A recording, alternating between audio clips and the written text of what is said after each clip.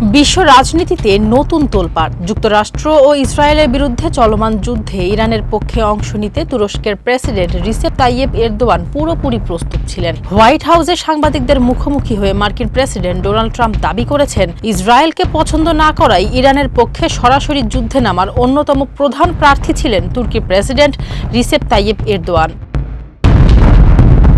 Trump জানান, পরিস্থিতি বেগতিক দেখে তিনি নিজেই ব্যক্তিগতভাবে এরদোয়ানকে অনুরোধ করেন সংঘাত থেকে দূরে থাকতে।